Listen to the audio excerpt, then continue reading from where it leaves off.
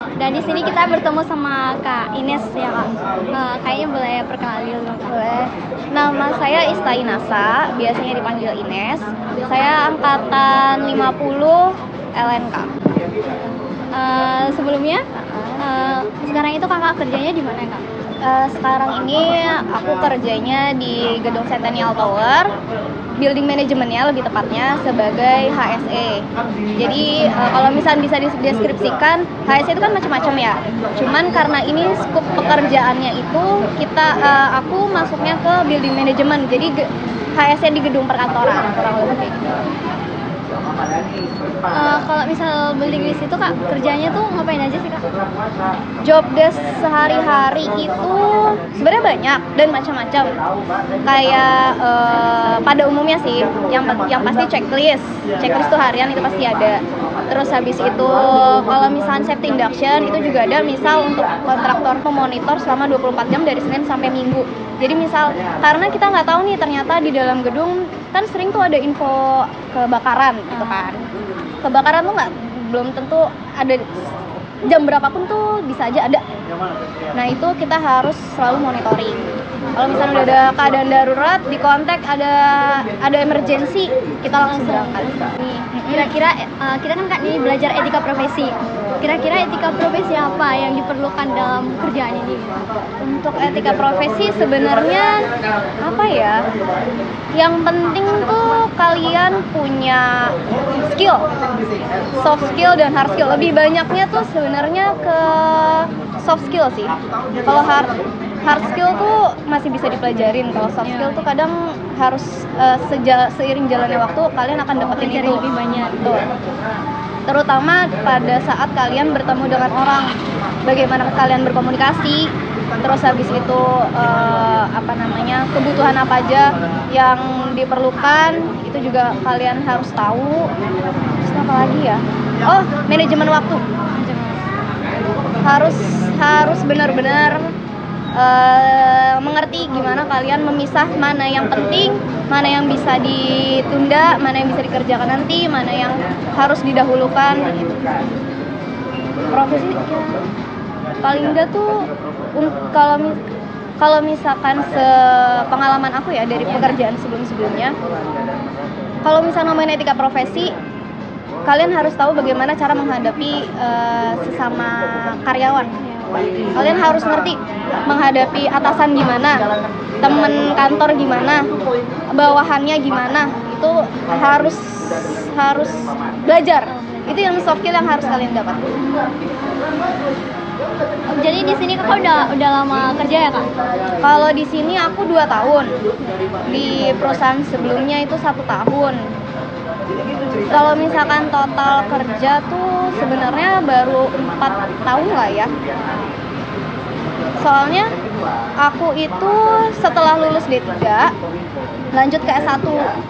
Oh, S1-nya di mana Kak? S1-nya aku di UNER, Universitas Erlangga di Surabaya. Itu aku ngambilnya sebenarnya kalau kesehatan masyarakat, pasti pernah dengar kan? Pernah. Kesehatan masyarakat itu ada jurusannya, ada beberapa macam. Itu ada tentang K3, ada tentang counseling. Nah, waktu itu aku ngambil tentang promosi kesehatan. Sebenarnya memang tidak menyangkut ke K3 sama kesehatan lingkungan, tapi di promosi kesehatan kalian juga pasti mempelajari bagaimana kalian mempromosikan tentang kesehatan, entah itu kesehatan diri, kesehatan secara kalau misalkan dokter itu ngejelasin tentang apapun lah, itu kesehatan ke situ. Tapi juga K3 itu dipelajarin di promosi kesehatan. Kira-kira apa sih Kak perbedaannya, kenapa lebih memilih di sini? Kenapa pindah dari kerjaan sebelumnya? Kalau misalkan pindah dari kerjaan sebelumnya, bukan karena pindahnya, lebih tepatnya dulu itu aku kerja di bagian ISO, ngurusin tentang ISO lah. ISO 9001, 14001, sama sekarang 45001. Kalau dulu kan OSAS 18000. Sekarang kan udah berubah jadi ISO 45001. Nah, aku dulu aku kerja di bagian itu. Cuman karena pandemi Oh. Dan semua karyawan tuh kebanyakan. Jadi hanya bagian atasnya aja yang masih bertahan, yang staff bawahnya tuh banyak yang ke-cut. Nah, pada saat itu aku kena cut karena pandemi. Terus habis itu sempet kosong selama 1 tahun Gara-gara COVID. gara-gara COVID. Betul, semua karena COVID. Terus habis itu lanjut dapat info ada lowongan di sini, aku apply di sini, akhirnya keterima. Berarti sebelumnya kakak waktu D3 tuh ada magang kan kak? Magang atau PKL gitu sih kak? PKL. PKL ya. Kemarin itu PKL di mana kak? PKL itu aku dulu di Jababeka. Jababeka itu ada di Bekasi Timur. Cikarang, nggak, sebelum Cikarang. Pokoknya daerah Bekasi Timur. Di Jababeka aku di water treatment plant. Bagian air bersih. Kita nih ya range gajinya gitu bisa nggak kak? Kalau range gaji itu sebenarnya aku ngomongin tentang HSE ya. Iya ya. HSE secara umum. Kalau ngomongin HSE secara umum, sebenarnya minimal itu UMR harus dapat, UMR atau UMP di masing-masing wilayah itu harus dapat. Karena kenapa? HSE itu sebenarnya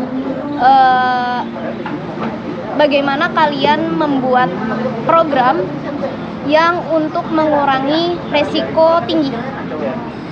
Sebenarnya lebih ke situ sih. Jadi memang pekerja lain yang bekerja di lapangan, tapi kalian yang harus menyiapkan bagaimana cara supaya pekerja ini tuh aman. Jadi otaknya itu sebenarnya ada di kalian. Kalian harus berpikir, kayak kan kalian mengerti, kalian tahu JSA, Job Safety Analysis. Nah itu sebenarnya awal mulanya dari situ, karena kalian harus menganalisis semua pekerjaan dari yang paling kecil sampai yang paling besar. Nah itu juga kalian harus mengidentifikasi resikonya seperti apa, bahayanya seperti apa, penanganannya seperti apa yang harus dilakukan. Itu otaknya di situ, itu yang bikin berat. Mikirnya ya susah. Iya mikirnya. Berarti selama kerja sebagai HSE ini kak, ada nggak sih kak kendala yang dialami kakak selama kerja gitu? Kendalanya yang paling pertama itu kerjasama antar tim. Oh iya. Itu misal kita udah dapet nih programnya seperti ini sudah sesuai dengan aturan, sudah sesuai dengan undang-undang, peraturan pemerintah, pergub, kita ajukan, kok nggak bisa begini? Harusnya gini. Itu kerja antar tim, maksudnya cross divisi ya, cross departemen. Itu kadang suka banyak cekcok masalah di situ. Terus top manajemen kita ini benar-benar aware nggak sama HSE, sama K3. Kalau misalkan aware itu gampang, tapi kalau misalkan mereka nggak aware itu akan susah untuk masuknya. Terus yang ketiga, budget perusahaan itu memumpuni atau enggak. Jadi kalau misalkan kita sudah bikin program yang bagus, yang besar, dan costnya ternyata besar, itu pasti nggak akan di-approve. Iya. 3 itu sih paling. Untuk mengatasi kendala itu ada nggak kak?